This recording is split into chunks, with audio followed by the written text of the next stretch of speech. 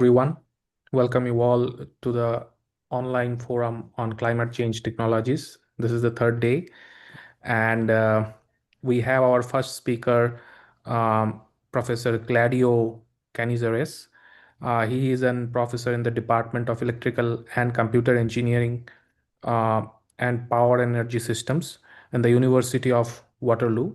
With this brief introduction, I would now request Professor Claudio to self-introduce himself and then start the presentation. Over to you, Claudio. Thank you. Thanks for the invitation. A pleasure being here. Besides being a professor at University of Waterloo for 32 years, I'm also the executive director of the Waterloo Institute for Sustainable Energy, which is a sponsor of all of this work that I'm going to be presenting here. And I'm also the vice chair of the Technology Sustainable Climate Matrix Organization, which is what you see on the background. The committee or group that I belong to within the IEEE working on all these issues of sustainable energy. Now, with that brief introduction, let me get to the topic here, as we don't have a lot of time. I'm going to be talking about the energy transition from the context of, or from the point of view of Canada, in particular Ontario, which is the biggest province in Ontario, and give you a perspective of what the situation is currently and what the future is looking like within Canada, which changed very recently, by the way, with some recent events in terms of trade for Canada and also for the rest of the world, I guess, that is affected some of these issues. I'm going to be highlighting how they have been affected as we go along. So I'm going to start first giving you a motivation of all these the energy transition, especially from the context of Canada. I'll give you an overview of the electrical grid, because the background or the backbone of the energy transition in Canada and the rest of the world is the electrical grid.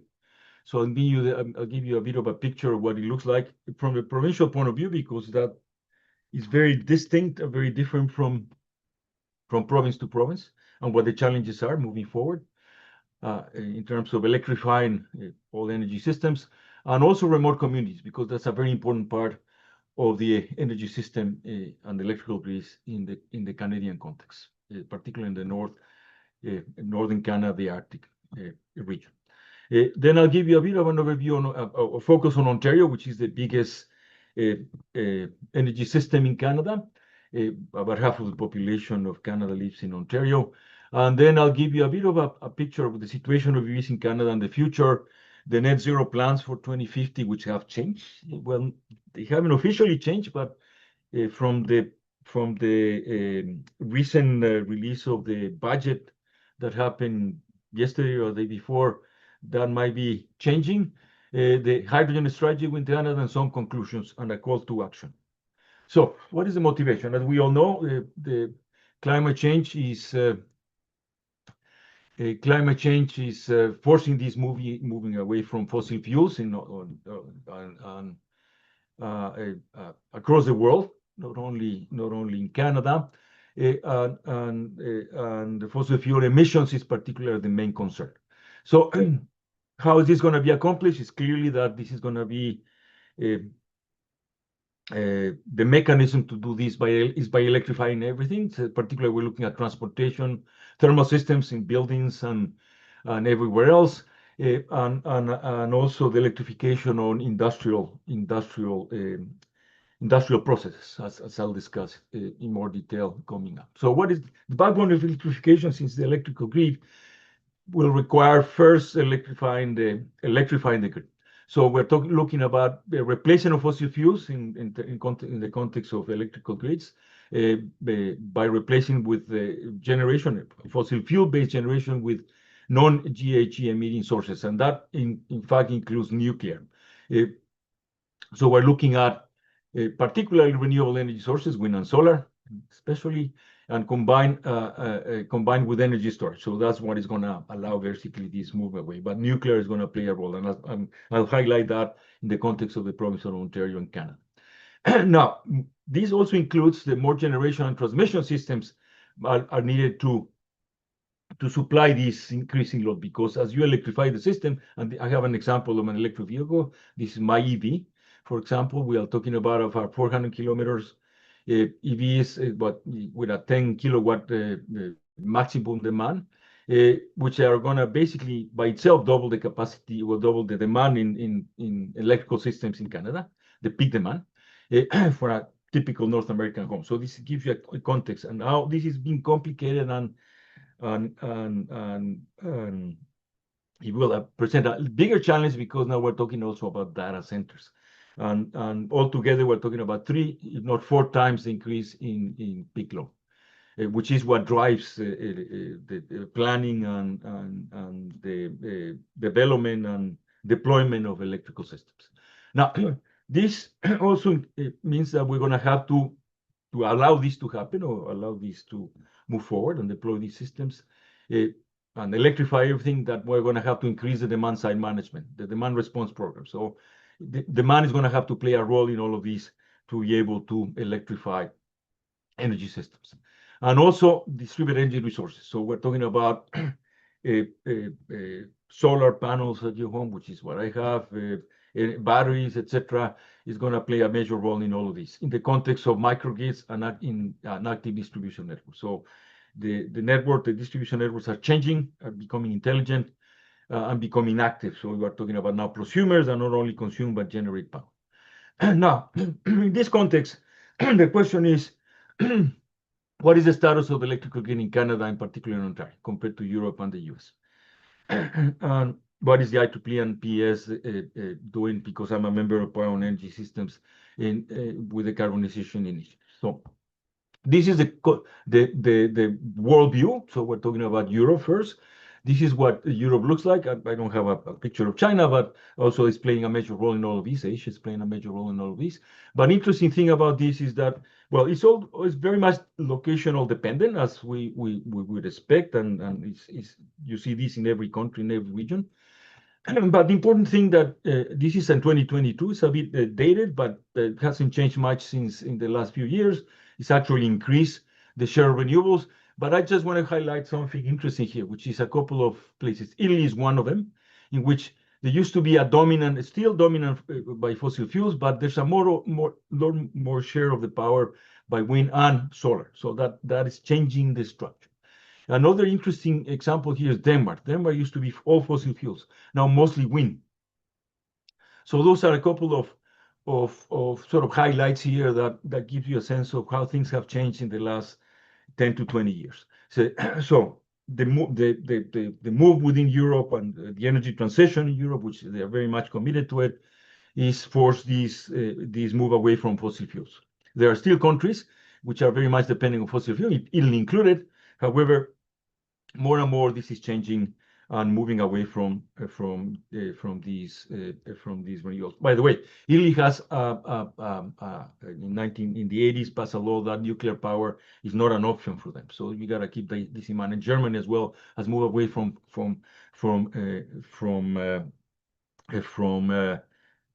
nuclear power, which is a non-emission source. It has other challenges, but it's still a non-emitting source. This is the situation in the US, and again, depends on location. For example, in northwest, you have mostly we're talking about Washington, Oregon. We're talking about mostly hydro. But if we go to California, you're talking about mostly, well, significant amount of natural gas. So this is the picture, and in some places, coal still plays a role, but overall, the U.S. has moved away from coal towards natural gas and more renewables. And Texas is a very interesting example of where renewables are playing a major role and the market playing a major role. Texas, in the context of the U.S., is one of the states who has more deployed the most renewable energy, independent of the politics and the policies. There's a market-driven in Texas, money talks. So it's was moving away from fossil fuels significantly. If you look at this, it used to be practically 90% of it. Now it's less than that. and wind and solar are playing a major role in this transition, and all is driven by market forces, because now renewables are cheap. So some of the major deployments of renewables is taking place in Texas. This is the situation in Canada. This is the overall picture. This is a bit dated, the historical trend, but basically, as you can see here, basically it's move away from reduction of fossil fuels. It will be more significant if you look at the picture in the last few years. But this is what is the overall picture in Canada, as you can see here. 60% is hydro, 40% is nuclear, which is different from what you see the picture here above.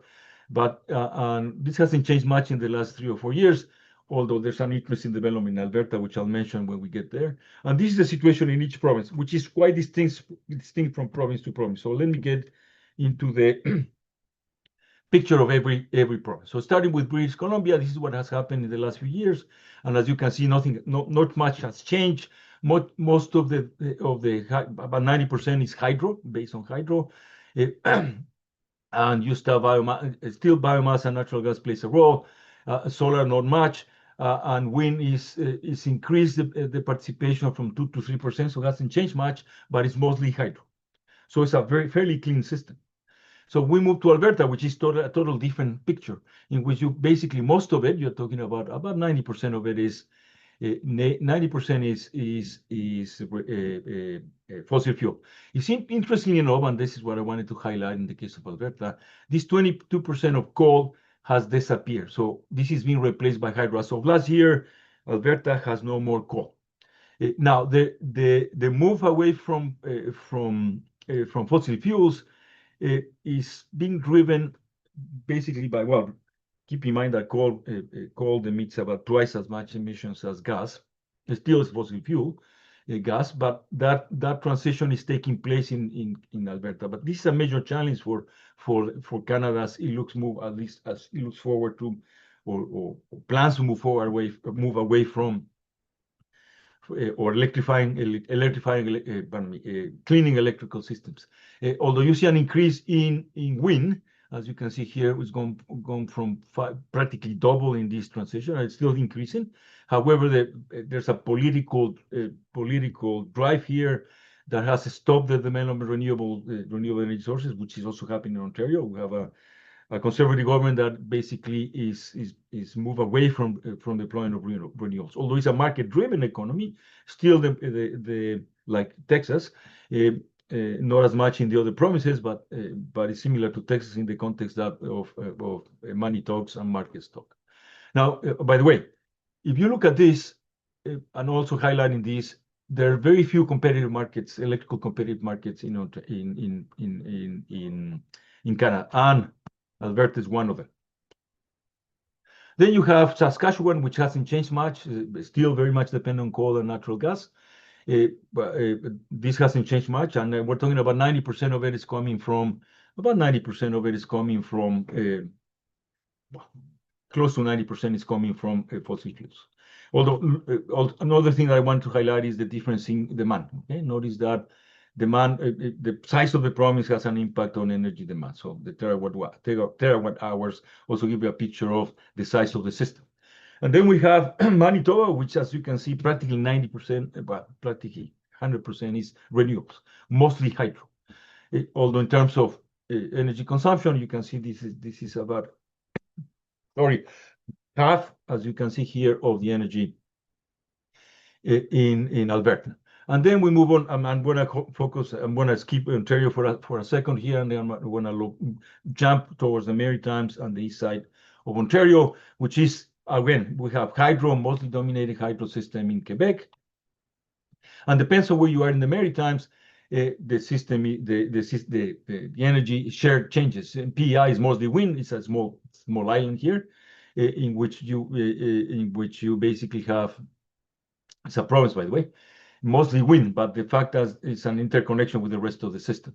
But depending on where you are, some of them are, as you can see here, Newfoundland, Labrador is mostly hydro, but on the other extreme, you have Nova Scotia, where you have mostly fossil fuel, and then you have New Brunswick, which is a good share of nuclear. And now the biggest province in Canada, about at least a bit less than half of the population of Canada lives here in Ontario, particularly southwestern Ontario, and it's mostly nuclear. And it hasn't changed much in the last few years. And actually, Ontario, as you can see, as you'll see in a second, is committed to nuclear power. And as you can see, and I'll show this picture as 2014. We don't have any more coal, and move away from coal. The capacity move away from coal to natural gas, but natural gas doesn't play a significant role, although it keeps increasing as as nuclear power is being sort of developed or increased. The share of energy is or at least maintained. Gas is going to play a more significant role, but renewables hasn't changed much. And this is more or less when the 2008, I believe that it's about 8 years ago that we changed, 10 years ago. So as you can see here, when 2018, the province with a conservative government moved away from renewables in terms of central planning. And as you can see, it hasn't changed much, renewables, the share of renewables. Interestingly enough, what has happened is that solar is increased. The share of solar has increased, not significantly, but has increased at the distribution system level. And this is a picture, and this shows you more or less the transmission system, which is being impacted by all of these changes. You have a 500 kV system, followed by 230 kV lines. So this is the backbone of the electrical system. And this is the picture of where the distribution companies are located. As you can see, most of them are located in this area, around Toronto, the GTA area. The great,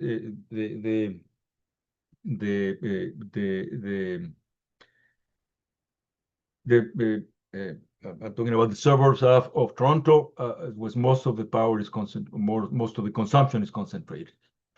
Now, this is what happened between 2019 and 29. We were this is power, this is not energy. So the most of the capacity was most of the capacity were coming from nuclear and hydro, but coal play a major role. As in 2014. When the coal was shut down, we move away from the coal was replaced by gas. But if you look at the energy distribution, gas is this is 2022.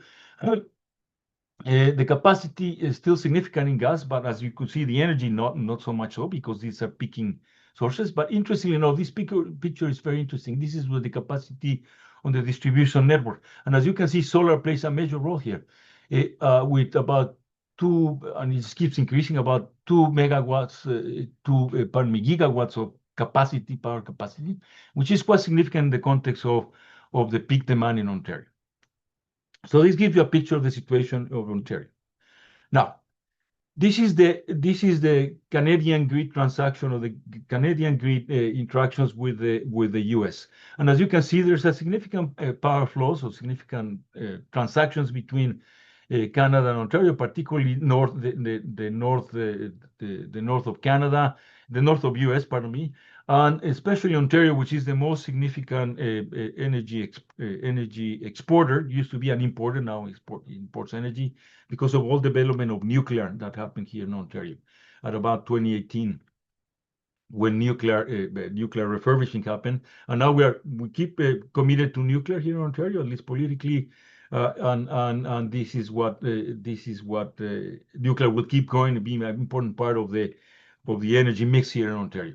And this is what happens. You can see here the net exports. So at some point, depending on where you are, in general it's an exporter, but as you can see in the last few years has changed directions. Especially in the last year, but you can see how it's been reducing. And this is what the idea, or give you an idea of how power is being exchanged. It used to be that Ontario was exported, now it's as of 2018, more or less. About a decade ago, it flipped because of the energy development. And a very important part of the energy transition in Canada is remote communities. And this is a picture of remote communities. This is small systems, relatively small system. We're talking about up to 200 megawatts. The bigger communities here in Northwest Territories and Yukon. But most of it are remote communities not connected to the grid. And it's an interesting development that took place as of last year. all these communities that you see here, which used to be independent systems, microgrids, have now been connected to the grid. So now there's a transmission line, a $10 billion, 230 kV line, 115 kV line, kV lines that have been deployed here.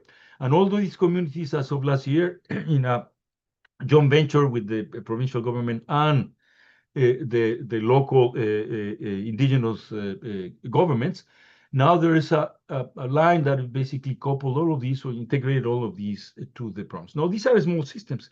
So you would think, well, why 230 kV lines? And that's a significant transmission system because all of this region that you see here, I refer us to the Ring of Fire, is a mining region. So Ontario was very focused on providing electricity for allowing the development of this area with in cooperation, in collaboration, in partnership with indigenous regional governments, indigenous governments in this area.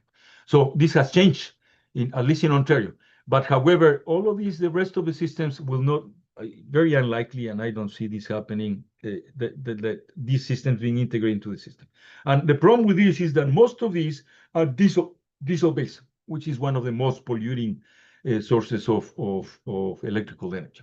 And this gives you a picture that, well, it's not a lot of people and not a lot of emissions in the context of the whole Canada, but locally it has a major effect.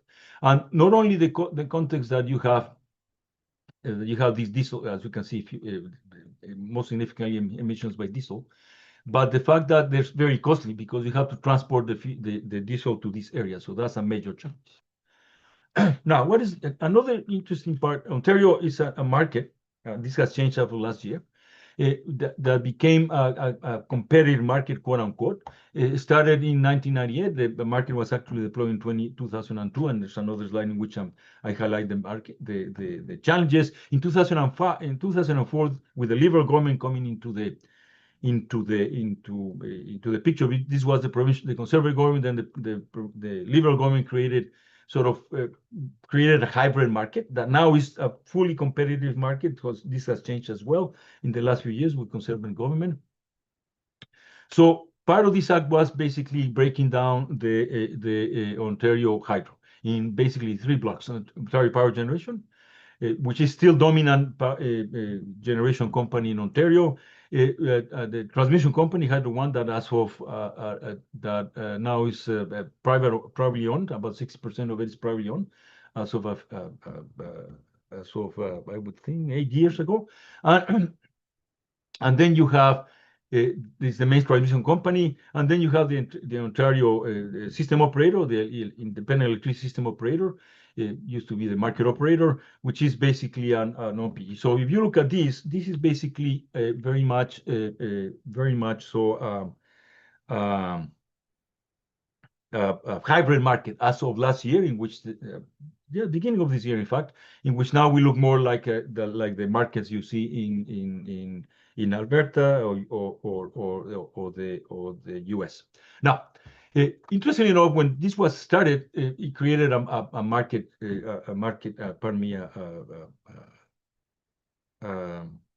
a price problem, because we basically the electricity when this was established, there was a promise that the electricity costs are going to decrease, actually double. And under this pressure, the Conservative government established a fictitious tariff subsidized by OPG, basically. The one that was basically the generation company was getting most of these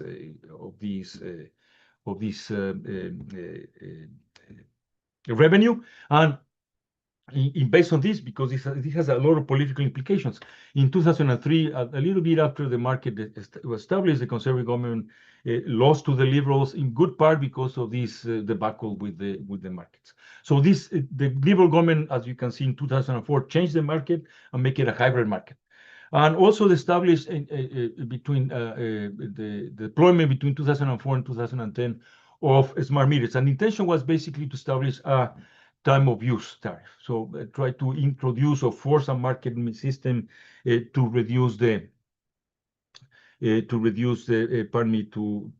force consumers to participate indirectly. It's force and demand response program. But you can see here that what happened is that in 2000, as with all these issues with political implications of cost of electricity, you can see here that the tariffs have been going up and down, and all of this is associated with political changes in the province, elections, etc. So it's become basically a political hot potato.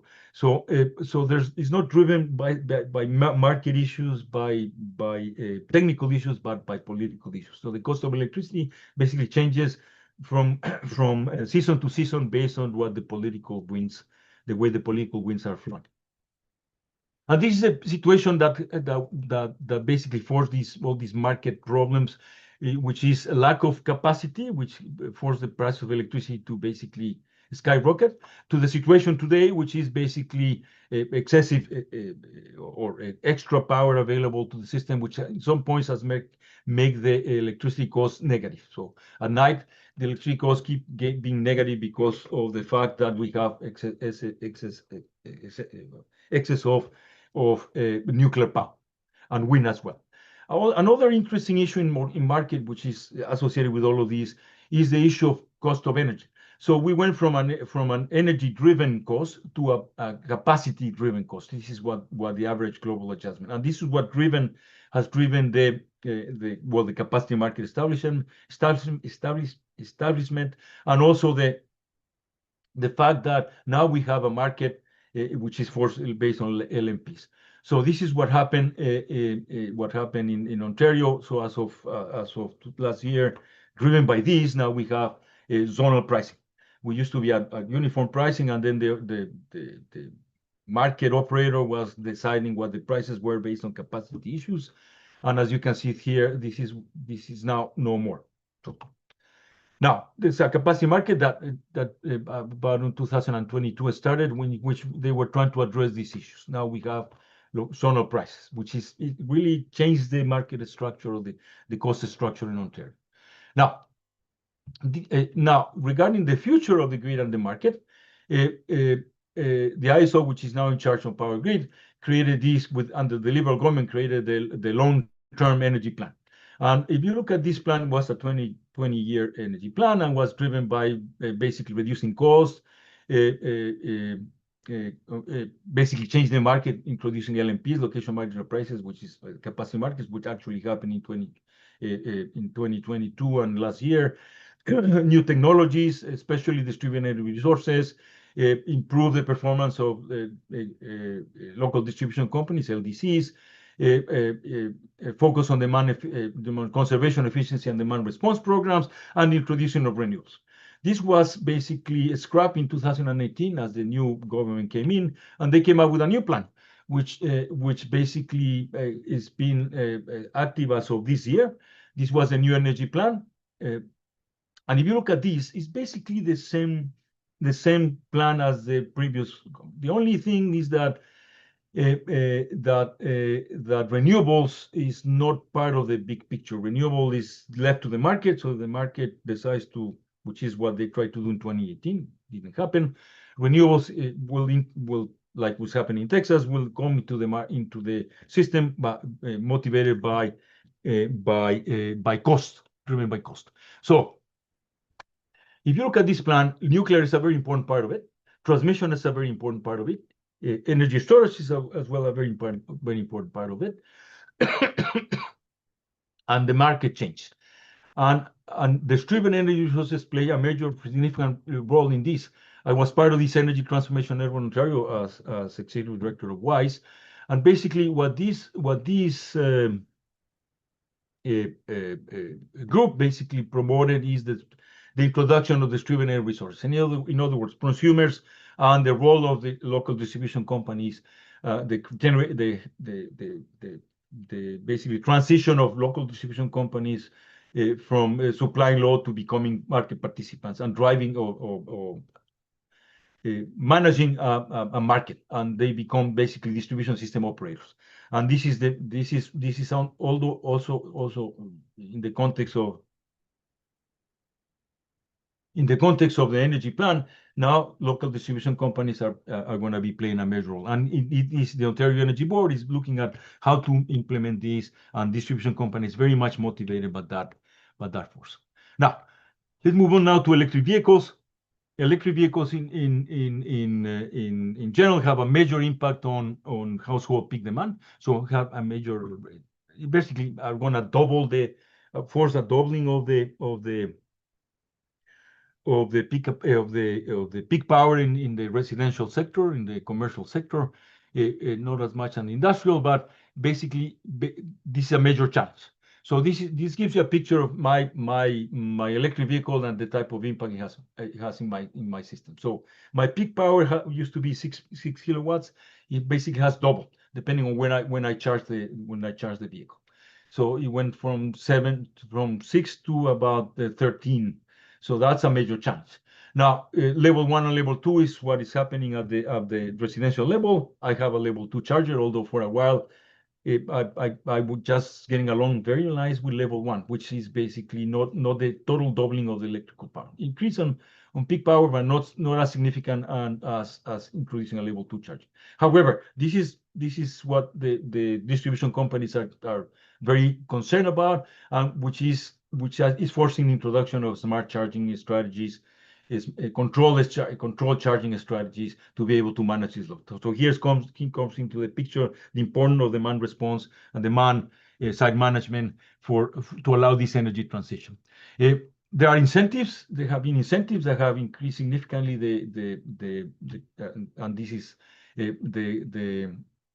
the share of electric vehicles how it's grown, and this is the participation, as you can see, of the share of electric vehicles in Ontario. And as you can see, there's a significant increase particularly Ontario, Quebec, and British Columbia, which are the biggest provinces in Canada. So this is not surprising. However, if you compare this with the population, there's a much more per capita, much more significant increase in Quebec and British Columbia. Why? Because they have more incentives. So Quebec and Ontario move away from incentives to acquire an electric vehicle. There's still the federal government, as of this year, I believe, stopped these. They don't have any more funding to support these deployments. So that will have an impact on the growth of electric vehicles. So this we expect this to slow down, which is what happened in Ontario when the incentives went away in 2018, I believe. Pardon me, when was that? I think it's 2018. Yeah. This slowed down. Okay. So you can see a significant change in acquisition of electric vehicles, and then as the incentives went away, there was less interest. British Columbia and Quebec still have those incentives, and we expect that to keep growing. And this is the picture, and the picture from the point of view of the plans of the government of net zero 2050. So basically, the federal government is in charge of emissions. Actually, there was a challenge of this by some provinces, Alberta and Saskatchewan in particular, of whether the federal government had the mandate to regulate emissions. So they lost in the Supreme Court, and it was basically confirmed that federal government can manage these emissions, and they created the carbon tax. This was the main motivation for Alberta and Saskatchewan to challenge the emission mandate of the federal government. However, as of last year, because of all the political, the trade issues that Canada is facing, the carbon tax was phased out. So it's still on the books, but has disappeared in terms of the amount. They said this carbon tax was a value of 0. Still on the books in terms of a law, but there's no more value to it. So that was one of the strategies, and that shows how things are going to change as Canada faces, which was a dramatic change in the last budget, which just was announced a couple of days ago, in which the role of emissions is gonna the move away from fossil fuels is gonna diminish. It's gonna basically start changing because of all the political and trade issues, economic issues that Canada is facing. But this is the picture as of last year. This is what the government was trying to accomplish. As you can see here, emissions have not changed much until last year. However, they didn't increase, so we have to be even though the demand increased, the participation, the energy demand increased, the participation or the emissions did not increase significantly, actually decreased a bit.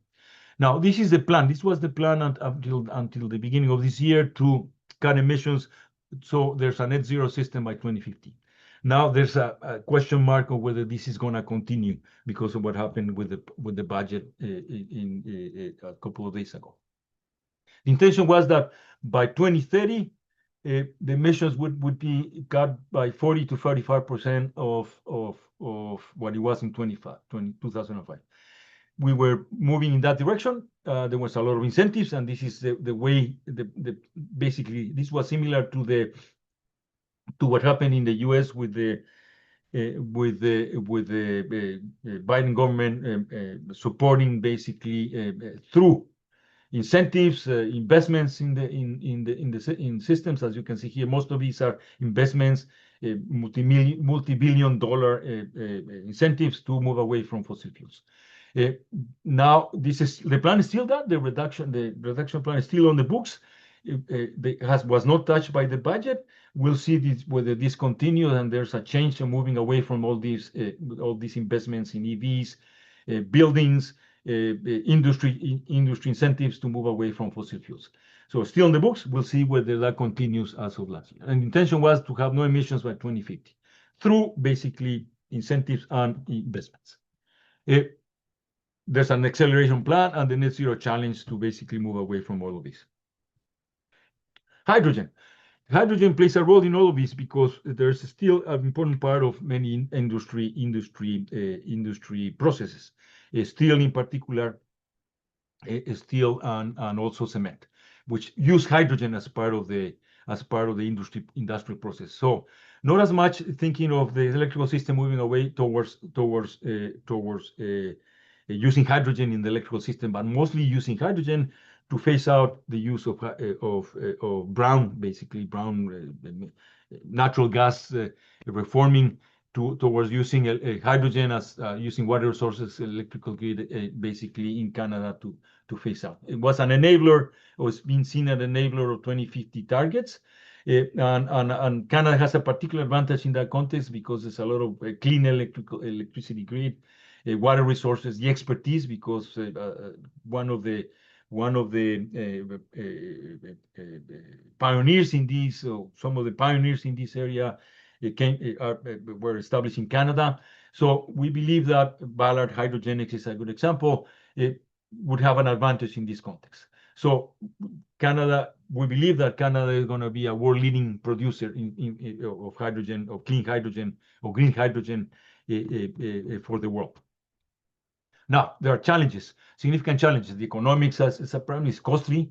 The innovations or the sustainable investment, the policies, which are non-existent. This is what is trying to, at this point, these are sort of incentives and the recommendations at this point is to basically establish R&D, strategic partnerships, investments in the context of incentive, in the form of incentives. And also, what interesting part is the lack of codes and standards. So all of this is NRCan, which is Natural Resources Canada, which is basically the technical arm of the energy, or the Ministry of Energy, is basically incentivizing and producing all of these programs. Now, in conclusion, right, just about on time. The first question is whether the emissions, at least in the electrical systems, could be eliminated by 2035, which was the target here. All electrical systems in Canada be basically reduce significantly or eliminate the emissions from fossil fuels. And it's obvious that that's not going to be accomplished. I mean, 2035 is just 10 years down the road. Alberta, although they eliminate the use of coal, still is very much dependent on gas. And Saskatchewan and Nova Scotia still very much dependent on natural gas and on fossil fuels. So there's a big question mark. And although Alberta is doing a lot in nuclear, they move away from renewables, by the way. They stop that development. The government, the provincial government doesn't believe on that, like the provincial government in Ontario doesn't believe on that. They believe that the markets will drive that. They are investing. Saskatchewan and Alberta are very much looking at nuclear as an option to move away from renewable. But that will not happen in 10 years. Development of these SMRs, in particular, in Ontario in particular, and Alberta and Saskatchewan are looking at deploying SMRs. Ontario is actually actively investing on this. There's a plan by 2030 of, it used to be 2028, then 2029, now it's 2030 of deploying SMRs. I'm actually working with a system operator on deployment of the impact of this in the system. So there's a question mark whether this is going to take place. I don't believe so, if you ask me. Depends on what happens with SMRs in Ontario, maybe, but it's a major challenge. Now, how about 2050? Whether the grid will be ready by 2050 on supply and expected demand. The Inflation Reduction Act was, for example, one of was a similar plan that we have here in Canada, incentives and investments on the grid, right? So this will happen only if the government has major investments, significant investments, and significant driving the forces to, or driving systems to move away from fossil fuels. In Ontario, what is happening is the nuclear power. Okay? The distributed energy resources is going to play a major role in all of this, and whether that's going to be feasible is a question mark, especially now with the role of the new role of digital, data centers. So whether that will take place or not, that's another question mark. How about EVs? I believe that this is taking place. Although the adoption of EVs has reduced, however, the improvements of technologies, I think, is making feasible that this is going to take place.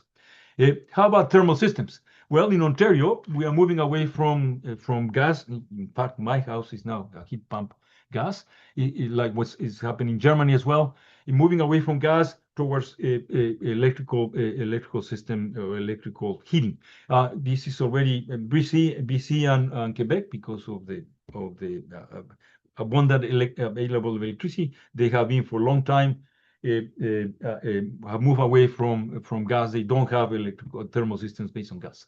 So would they be electrified? Yes, I believe so. And this is already taking place. How about the hydrogen? Well, hydrogen, I think is important as for decarbonization of industrial systems.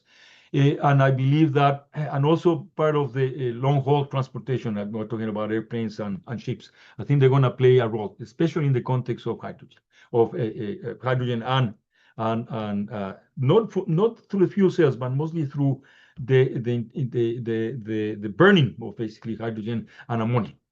Now, to conclude, I mean, I believe that all of this, I think, is in the process of taking place. For this to be effective, I think we as consumers must play a role.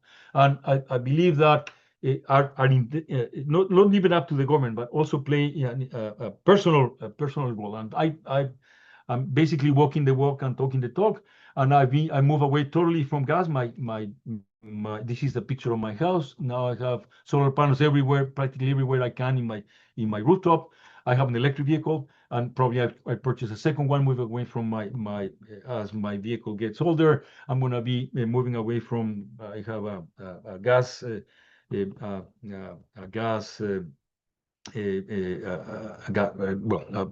a gasoline vehicle. I'm going to probably get another electric vehicle, replace that one. I have deploy a heat pump. So it's not been cheap. It's been very costly.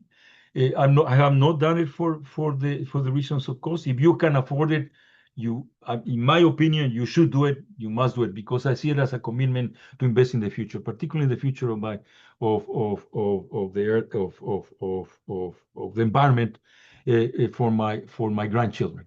So I'm fully committed to do this, and I believe that the IEEE, we don't have time to go through all the initiatives, and I wanted to do that, but I don't have the time to go through the initiatives, including the TSCMO, metrics organization I'm part of, but PS and the IEEE is doing a lot in terms of in the context of technology for a sustainable climate. So with that, just about on time, that's all I had for now, and I welcome any questions and comments. Thank you. Thank you very much, Claudio. It was really an interesting talk. So now it's time for question and answer. We have a few questions already in the chat box, but Okay. I would like to start with one very basic question, which you mentioned in the initial slides about clean electric grids. My question is, uh, at the present moment, if you talk about modern grids, how clean are those grids? Are they fully clean, Well, or it's yeah. yet? Well, this is going back to what I was showing you before. This is the situation more or less in Canada. I got into the details, but the rest Mhm, of the world, Asia, China is an interesting example, moving away from fossil fuels towards renewables. They are deploying massively renewable energy. I think that depends on where you are located. It really depends very much on where you're located. Canada is an example. You have Europe, depends on where you are.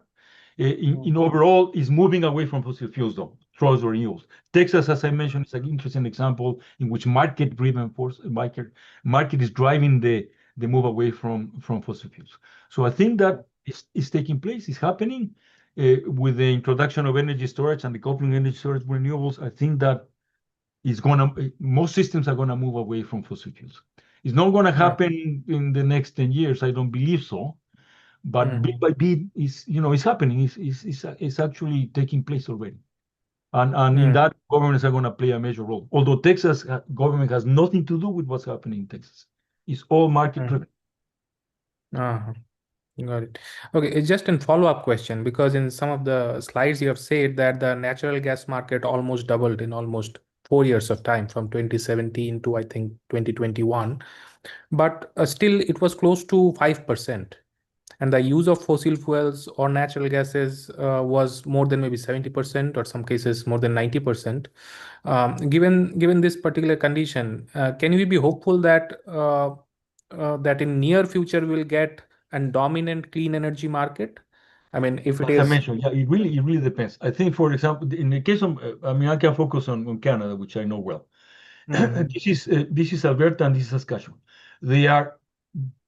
I don't believe that they are in the next 10 years are going to move totally away from fossil fuels.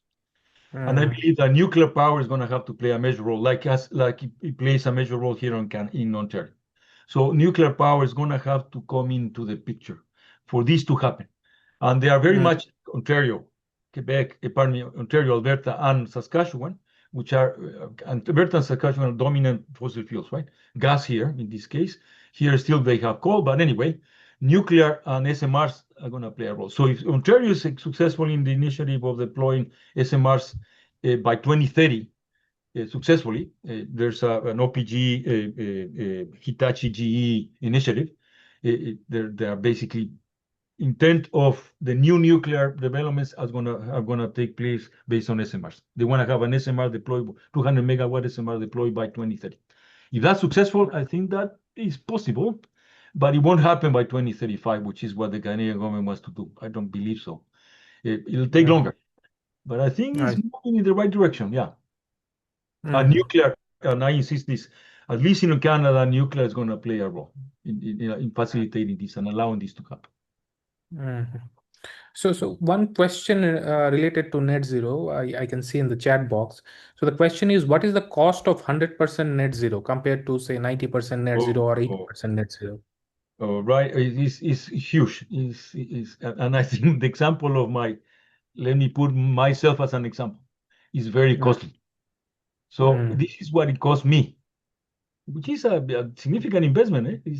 mm, I was told, oh well, if you move away, if you deploy solar, which now covers my peak power, by the way, my solar mm, it covers my peak power. Uh, mm, but then depends on the time of the day. I tried to deploy a battery. It was not possible when I tried to do that. Now the regulations have changed. Now I would be able to deploy a battery. It was very costly. When I was looking at this, the battery was $20,000 to deploy. This was a year ago. So mhm. yeah, it is very expensive. So at Very this ex- point, it's still very expensive. However, all these technologies, electric vehicles are getting cheaper, solar is getting cheaper, heat pumps are getting cheaper, uh, mm, batteries are getting cheaper. So yeah, eventually this might be caught by, and this is with incentives, by the way. It's very Mm, costly, as you can see here. So I made an investment. I made a decision. Geez, this is going to cost me a lot of money, but I'm going to do it because I have the money. But in general, many people like ourselves are capable of doing that, have the capacity to do that. We should do it. And that's what I'm trying to convey here. Please do it. I beg you mm, to do it. Please be part of this transition. If you can afford mm. it, do it. But it's very expensive. It's not cheap. It's something that is going to cost money. Hence all the investments, right? The Yeah. Korean government is putting billions of dollars in trying to move away from all of this. I think that's the only way this is going to take place. Yeah. But do you think that we can reach and break even point if we invest that many amount to get the net I believe zero? so. Well, look at me. I put the money, I have no gas at home, Hmm. right? Okay. If you put the Then money, it's if for. you put the money down, yes, it's feasible. The technologies are there, not cheap, but the Hmm. technologies are there. We can do it, but we Hmm. have to make that decision, right? Like I did. I made that decision. I'm going to spend my money on this, and I did it, right? Hmm. And this scales up to regional, the local governments, to Hmm. country governments. Yes, it's feasible, but it's gonna be costly. Costly. Okay. So So whether it depends on how much we value, right? How much we right. value our environment, it depends how much we value our future. Yeah. That's okay. So we have another question. I was wondering if we would overlook critical issue in the global EV scale up to net zero 2050. Do you think there is some substance to it? Whether it's feasible, I didn't quite get the question. I think that is exactly what Yeah. the question is. Well, I believe, and this is the question I had here, is it Yeah. feasible to totally transform the transportation system into electric vehicles? I believe so. The technologies are getting better. Vehicles, I Mm, mean, look at what happened in China, right? I mean, now some electric vehicles are cheaper than gas vehicles, right? mm, So yeah, the cost is there. I mean, if you and the technologies are amazing. I mean, I'm very happy with my electric vehicle. I know maintenance is minimum. It works perfectly. It gives me all the kilometers I need. So no, and I don't even need a lot of charging because my commute is about 150 kilometers both ways. So mm, fine, I can do it. I charge at night and I'm done for the next day. So yes, it's feasible. I think that and the costs are coming down. So my next electric vehicle probably is going to be compared without incentives, comparable if the government doesn't get involved, uh, mm, comparable or even cheaper than buying a gas vehicle. I mean, mm. see what's happening in China. When you go in China, practically every vehicle is an electric vehicle. Why? Because they're cheap, they're very efficient, they work just fine. The technologies are amazing. They have all these bells and whistles. So yes, I think it's going to happen. And the ranges are getting longer. So yes, Mm, it's an option. Depends mhm, on whether the government's getting to this argument, which is what happened in Canada. Because of mhm, our ties to the US, we were forced to put 100% tariffs on Chinese electric vehicles, which mm, if you buy it now will be cheaper than a gas vehicle here in Canada. But mm. there's all these political policy issues that need to be factoring, right? We cannot ignore them. Right, right. Because you mentioned about political issues, so I have a small question. Do you think is there a standalone solution which can actually overcome different political issues when it comes to the energy transition for, say, fossil fuel to renewable? So No, no, can I we? need the technical and economics are there. But there's Mm, always policy. The energy system is a political system. You cannot ignore the fact that there's policies, politics involved in all of this. I mean, uh, we need to play. I mean, you need to play the game and play the policy game as well, right? It's not mm, all about cost and technologies and emissions. It's also, your constituencies. There are constituents or people that are concerned about nuclear, right? So you cannot ignore mm, that fact. You have to, you have to play the game. And I think we cannot decouple. It's impossible to decouple the technical issues from the political issues. Not in the energy right. system. I gave you a picture of what happened in Canada and Ontario, right? Is the politics cannot be fully decoupled from the energy systems, and we live with that. We need to live with that and be conscious of that and play the game. Yeah. Yeah, I see. So I get a question from a solar perspective. So the question is, how do you see reliance on solar from point of view of e-waste? Materials and Oh, manufacturing process used to develop solar cells has considerable adverse impact on climate. So what is your very, comment yeah, on that? very good point. None of these technologies are basically from the point of view of environmental impact. They are not. They all have an environmental impact. Mm, You know, I mean, there's no free lunch. You have to mm, pay a price. The batteries, all the chemicals, and all of these issues of solar panels and waste, wind turbines. However, we need to keep the eye on the ball. What is important, right? We need to mm, be conscious of this, the fact that no matter what we do, we're gonna have waste. Okay, we try to minimize the waste. I think that's part of the picture here. Nuclear also has waste, right? Although it's not as mm, significant as people make you think, but it's a waste, nuclear waste. So what do you do with that? All the issues of as you mentioned, all the e-waste that is taking place with batteries, solar panels, and also wind turbines. So you cannot ignore that fact. However, what is more important at this point? Emissions or the waste we are generating? What takes precedence at this point? And it's clear mm, that from the climate change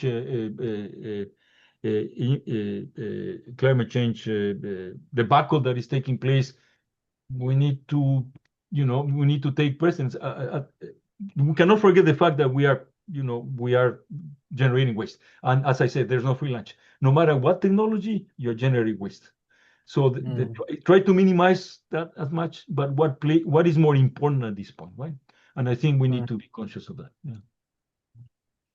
So, our next question now is regarding wind turbines. So the question is, where are wind turbines practical in Canada? So do you think the cold weather, the cold winter has an effect on that as far as? Yeah, that's an interesting question. Depends on where you're located. I think that if you're near water, makes a lot of sense. Uh, Hmm, Let me give you a picture, and I can go back to the resources in the context of, for example, remote communities, right? hmm, hmm, For example, in all these areas where you see these remote communities, there's a lot of wind resources here. Might not be hmm, solar. There's a lot of solar resources here in southern Canada, in fact.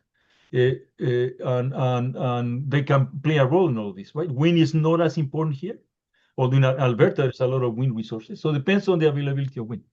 And, yeah, and, and tends to be very local, though. So, so that might require, for example, in Alberta, so building transmission lines, more transmission lines to be able to take the wind resources available here in them. All of this area is basically flat land, right? So there's a lot of wind here in this area. So you can take a benefit, take advantage of that and introduce wind. So wind can play a role here, right? But it won't play a much of a role here in Ontario unless you are near the lakes. So it depends on where you're hmm, located. But wind resources are available. I think I mean, keep in mind there is not only one solution fits all, right? You gotta consider all the options. So it's an energy mix. And I insist, nuclear is also going to play a role on this. hmm. Got it. So I have one question related to GHG emission. You mentioned about that. So what is the present status of GHG emission, say in Canada? So Yeah. I think you already have This showed is the an. picture. Yeah. And this is an interesting question. We have been talking about since the Paris Agreement, which is what, 10 years ago, Mhm. right? Look at what happened since 2015, right? Mm, I can remember. Yeah, it was, I guess, 10 years ago. It was a recent celebration of the Paris Agreement. But anyway, mm, look at what happened in emissions. We promised to reduce them. It really didn't happen.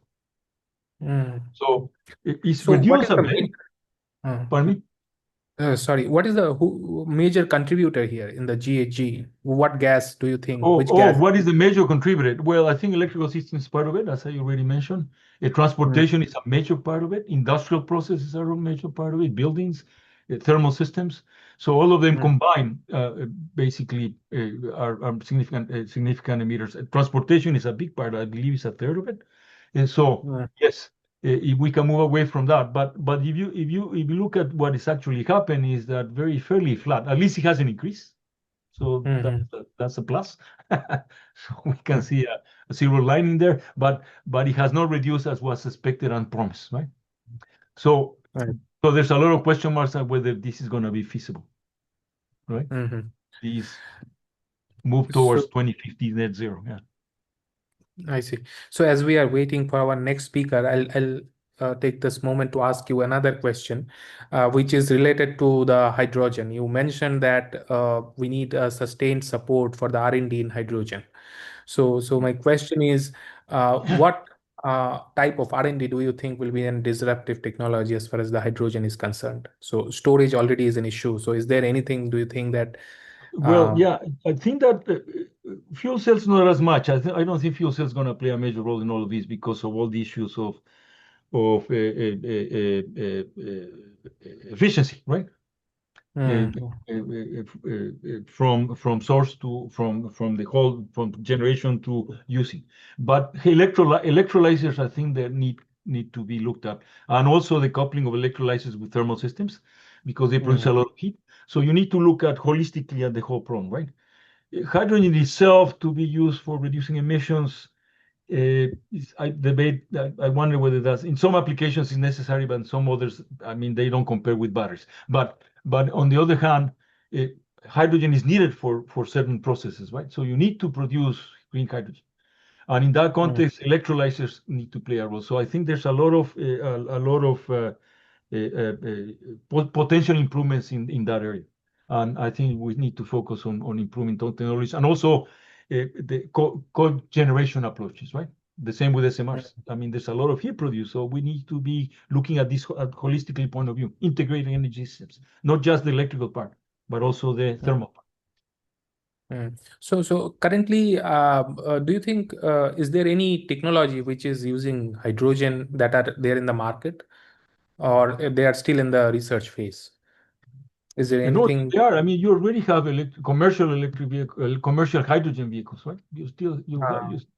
So, the technologies are there. They need more improvements. I don't see hydrogen, at least in the passenger vehicle side, playing any role. It makes no sense because batteries are doing the job and getting better and better. However, for long-haul transportation, for shipping, for air transportation, I think hydrogen is going to play a role. If not through fuel cells, at least from in the way of ammonia and burning ammonia, or burning hydrogen. So I think there is going to play a role. I don't think we're going to have everything based on batteries. No, I think hydrogen is needed. Yeah. Okay. So do you think that the hydrogen will come in competition in the battery market, especially in the EVs in any time? No, I don't Okay. think So they'll stay it makes no separate. sense. Efficiency of the battery is 90%. Efficiency of hydrogen fuel cells is 40%. No matter how much you improve efficiency, I mean, you will never compare. I see. And you have a whole bunch of other problems of producing hydrogen. Where is hydrogen going to come from? For me, it makes no sense. However, in long-haul transportation, I think has a role to play. Yes. Yeah. Okay, Claudio, that was really an interesting discussion. So I now can see that our next speaker is already here. So I'd like to thank you for your talk and the question and answer session. Thank you, Claudio. Thank you very much.